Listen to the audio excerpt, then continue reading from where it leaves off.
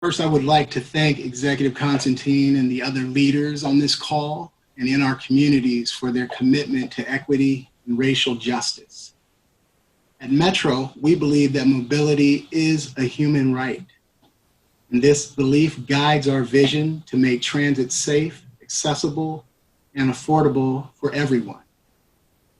We've dedicated ourselves for many years to expanding opportunity, prioritizing service where needs are greatest, and dismantling racism.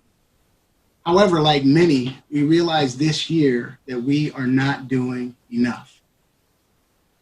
So we paused our work and we began to listen more intensely to our customers, to King County residents, and to our employees.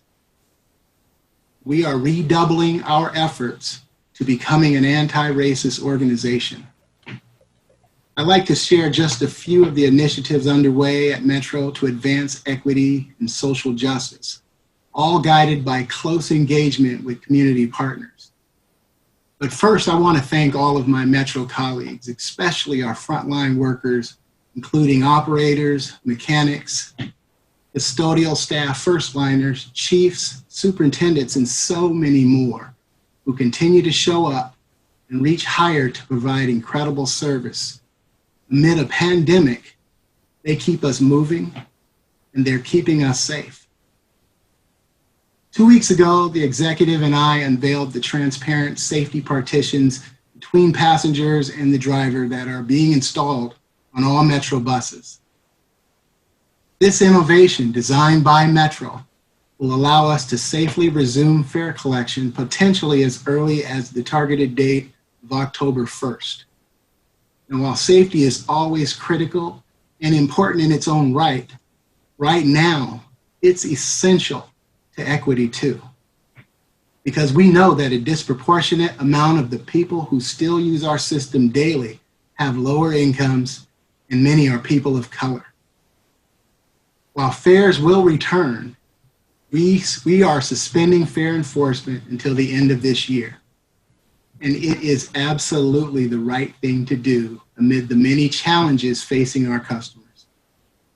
Our fare enforcement officers will continue to be on our system providing a broad range of customer services, including answering questions related to using transit, and more recently, the many health improvements across Metro.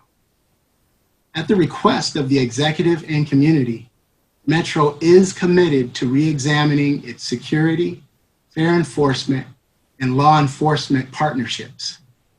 We commit to examining resource allocation and practices in light of calls to acknowledge historical and systemic racism and the harm perpetuated by enforcement-type practices. Metro's goal is to reimagine safety, security, and the perception of safety on our transit system, and the appropriate role that enforcement-type practices, such as policing, may have in addressing problems that intersect with community definitions of safety. We will be working with community, both internal and external to Metro in 2021, to reimagine safety practices and determine how we might reallocate the resources we spend as an agency on enforcement. While this engagement is underway, and when we do resume fare enforcement in 2021, please know that we realize that if passengers can't afford the fare, they also can't afford a large fine. That's why for people who can't afford to pay, we use non-fine alternative approaches. These range from community service to connecting them with social service resources. There's another very positive upcoming development that I want to share with you all. Realizing the critical role of mobility and expanding opportunity, our semi-annual service change that takes effect this Saturday lives our values by investing where needs are greatest.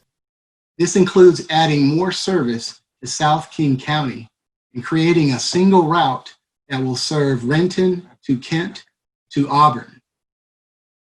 These investments were informed by the exciting changes taking place in this part of the county, including dramatic population growth, increased density, and higher concentrations of people of color, limited English-speaking populations, and low-income households.